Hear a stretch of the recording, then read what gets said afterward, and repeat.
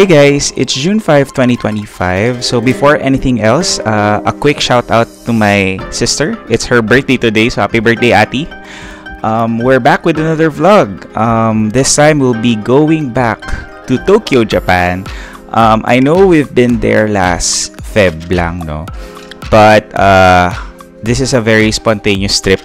So holiday kasi bukas, so our friends and I decided to book a flight or a quick getaway somewhere.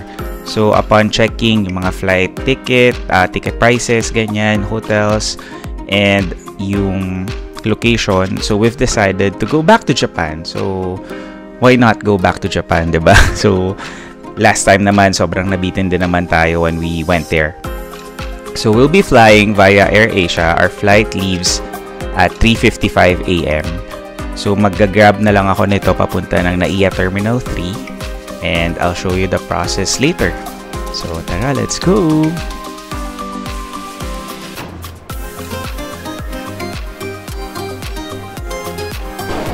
Hey guys, it's currently 3:30 in the morning. Papunta na kami nito ngayon ng boarding gate. So kumain lang kami saglit dun sa Marhaba Lounge using my BPI Visa signature card.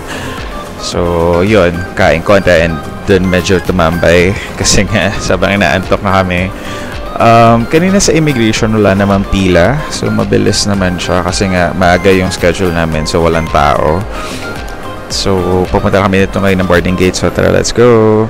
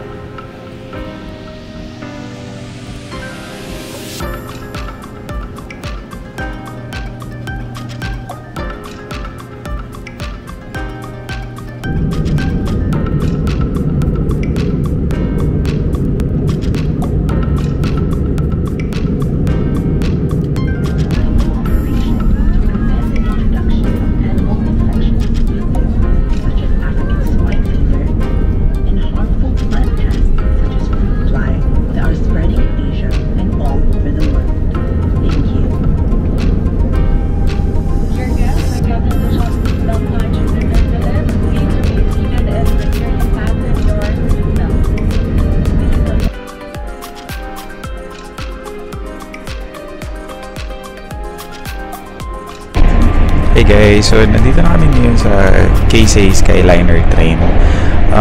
Nakaalis na kami ng airport nito. Actually, the train station is in Terminal 2, pero yung nilapagan namin ng flight is in Terminal 3. So we have to take pa yung shuttle bus nila dun sa airport para makalipat dun sa Terminal 2. So yun, medyo inaantok na ngayon talaga. Bangag-bangag ng konti dahil wala pang tulog. So after nito, bababa kami sa Nippari Station to transfer dun sa line papuntang Shinjuku. So I'll update you guys later once we're check-in to hotel.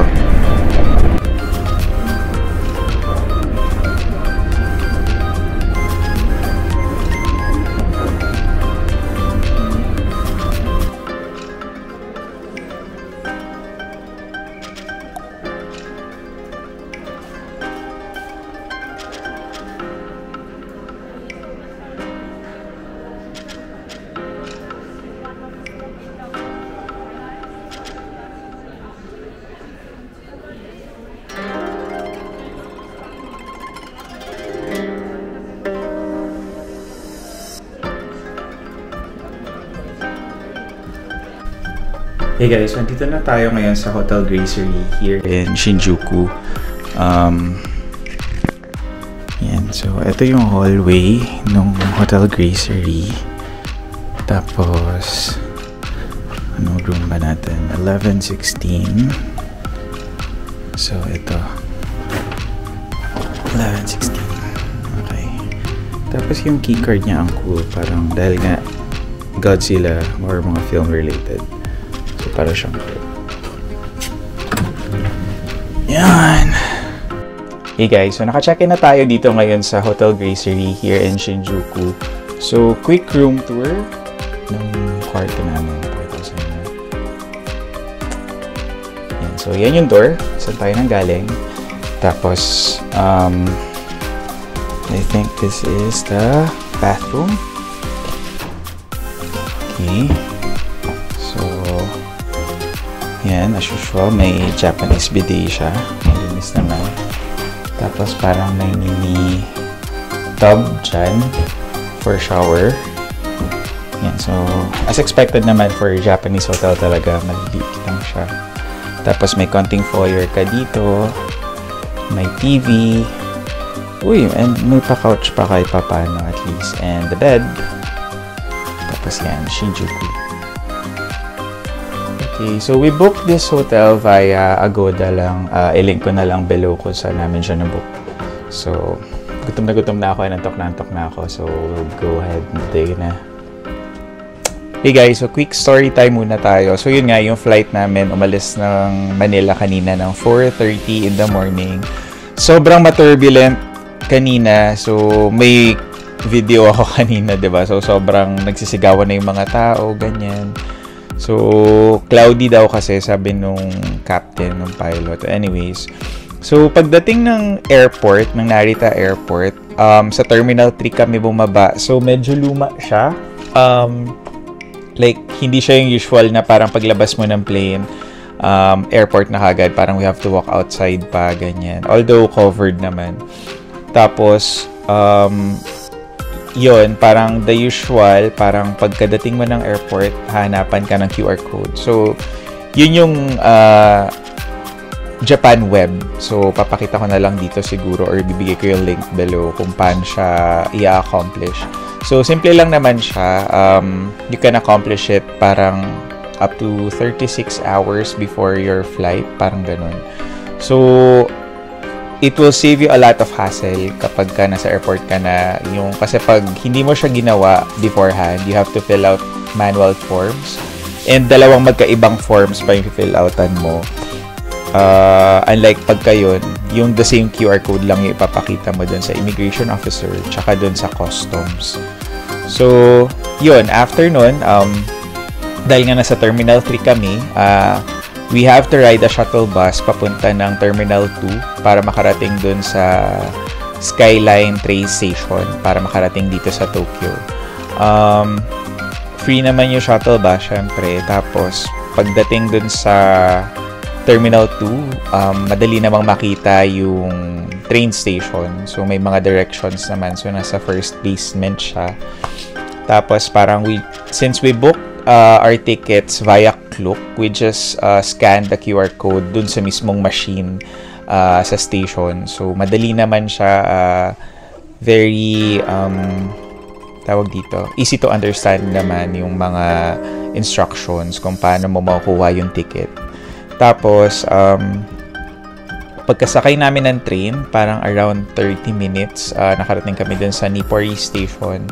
From Nippori Station, another siguro mga 15 minutes to get here sa Shinjuku Station naman. Tapos, from Shinjuku Station, we walk mga 10 to 15 minutes din para makarating dito sa Hotel Gracery in Shinjuku. So, itong Hotel Gracery is known for the Godzilla Head na hotel. So, yun, yung hotel na to. So, mamaya siguro pagka nasa lobby kami, papakita ko yung Godzilla Head kasi may kita siya dun from the receptions area. So, yun. Sobrang gutom na nito. Tsaka, antok na kasi parang wala pa kaming tulog. Tapos, yung huli kong kain is yung dinner ko pa kagabi. So, maghanap lang kami nito na makakainan for brunch. And siguro baka mamaya-maya mag-iikot-ikot na rin around the area or magpapahinga. We'll see kung anong maramdaman namin gawin. So, let's start our Tokyo vlog!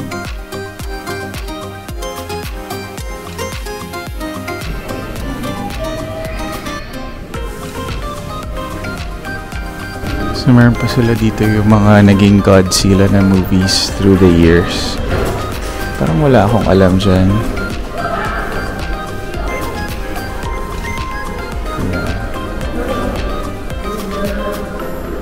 Parang puro Japanese. Yung Hollywood, parang hindi ko siya masyadong alam kung saan yun dyan. I think ito. So cool.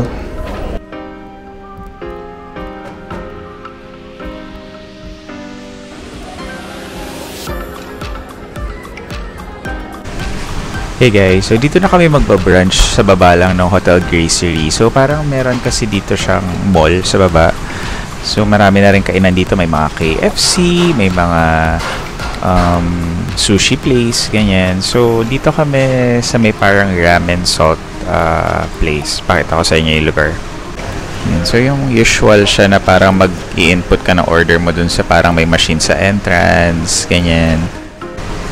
Tapos parang very cozy lang ng place. Yan, dalawa lang yung tao dito.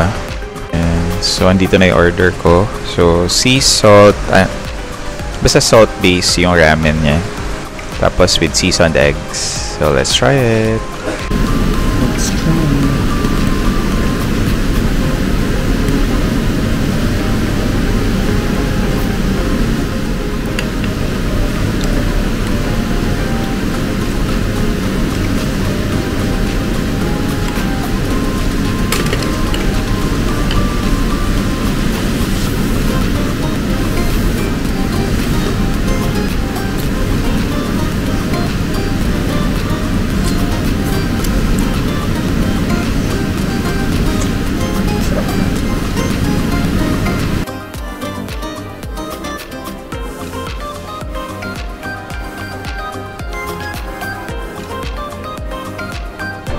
Hey guys, so we're done with lunch. Andito na tayo ngayon sa may Shinjuku area. Nag-iikot-ikot lang kami ngayon dito.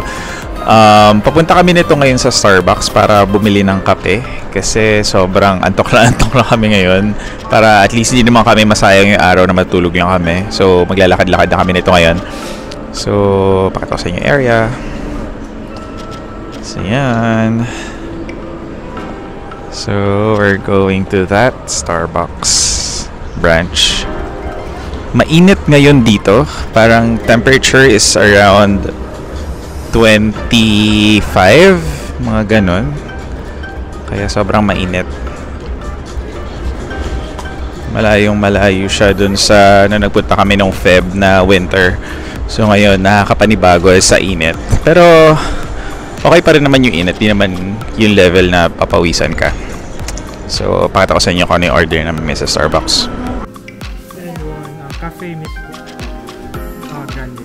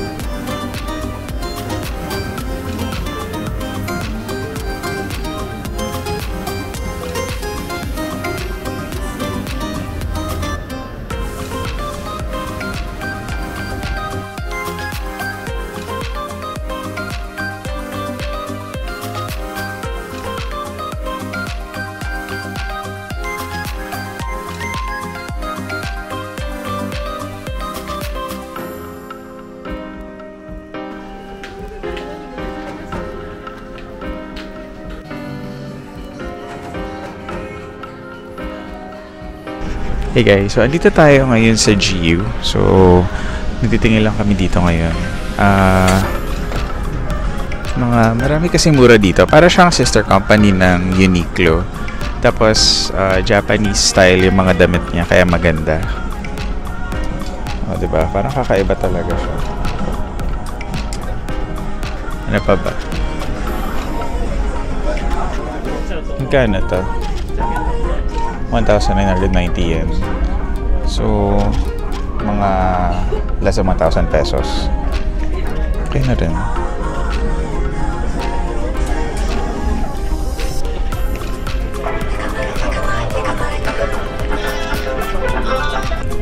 Hey guys, so we're now inside GU na fitting room. I will try on some items and I'll show you kung anong bagay ba sa akin or hindi. So, we'll see. Okay, so first look natin, na-intriga lang ako dito sa parang puruntong na shorts tapos pinstripe siya. So I tried matching it with a sleeveless top. So parang medyo weird pero parang bagay naman, I think. So try natin iba. Second look naman natin, para siyang brown polo na bagsak. Parang parang maganda tong polo na to kasi parang malambot yung tela niya and parang yung puso kasi ngayon diba yung medyo oversize, so I think it fits the brand, so we'll see.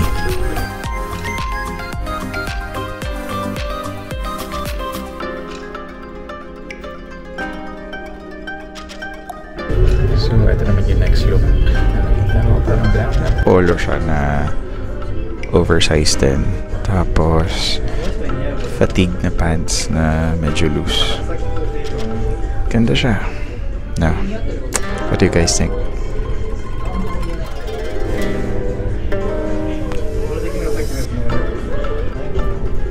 Yan. Tapos ito naman parang checkered na box type na polo.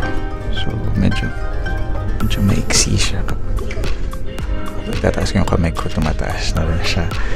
Tapos parang ito very loose na black cargo pants. What do you guys think? Parang okay naman, diba? Mura ito ng mga taas.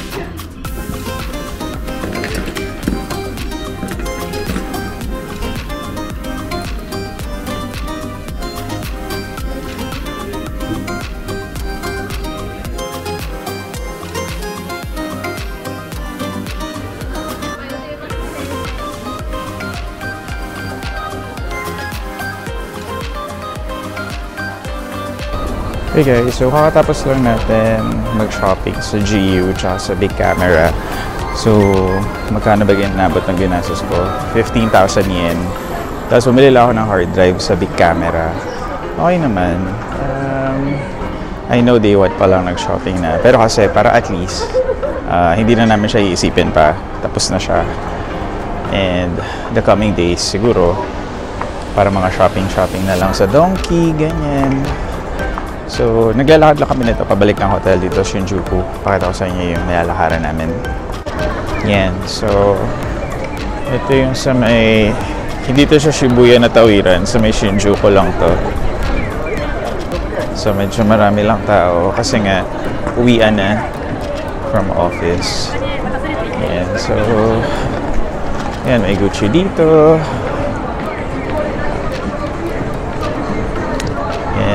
So, this is Shinjuku at 6:30 p.m. So, again, 1 hour ahead dito sa Japan. So, sa Philippines, nasa 5:30 pa lang.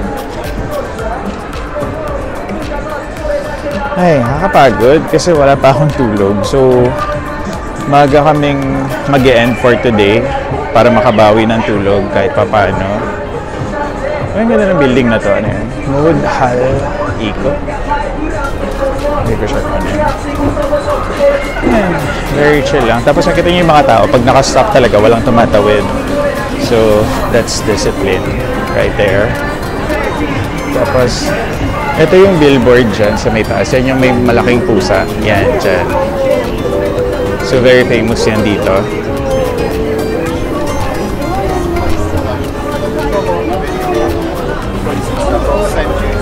Okay. So, yan. So, ito yung way namin pabalik ng hotel. So, yung hotel namin kasi very centrally located siya dito sa Shinjuku. So, lalakarin lang talaga from here. Yan. So, Wala, very chill lang talaga dito sa Japan. Although dito sa Tokyo, medyo busy yung mga tao. Parang nakikita niya parati sila nagmamadali maglakad kasi nahabol nila yung schedule ng train or gusto nila umuwi siguro, ganyan. So yan. So pakita ko lang sa inyo mamaya kasi kami pupunta later.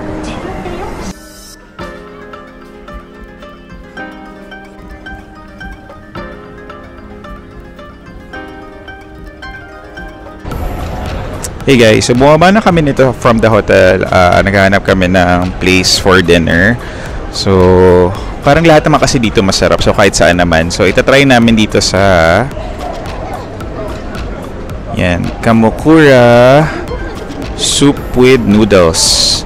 Parang interesting kasi yung although medyo ramen na naman yung kakainin namin. Parang kasi diba yung lunch natin kanina ramen. So, dun sa Kageyama. Pero ito kasi meron na siyang kasamang gyoza, may rice, so we'll try it. Tsaka parang hindi siya talaga full-on ramen. Para siyang sopas. We'll see. So, parang gano'n lang siya. Upo ka lang rin sa table tapos dun ka o-order. English. Yun. So, may beer ng kasama, 2,210.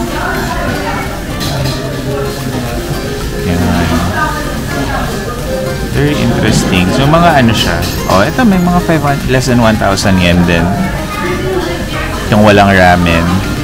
Pero parang gusto namin yung may ramen set kasi gutom nga kami. So, i-pause nyo na lang to see the prices. Pero mukhang sulit siya. I'll let you know guys later kung masarap siya. So, ito na yung order namin. So, chashu with seasoned egg and ramen. Tapos, meron akong side order ng karaage and gyoza and half fried rice lang kasi may ramen na tayo. So let's try it. Let's try it. Ano yung mga nakukuha nila sa bawalan sa noodle?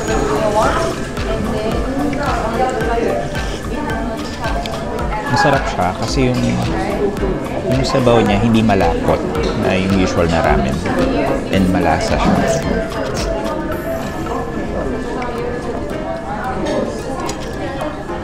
Of course, let's try karaage.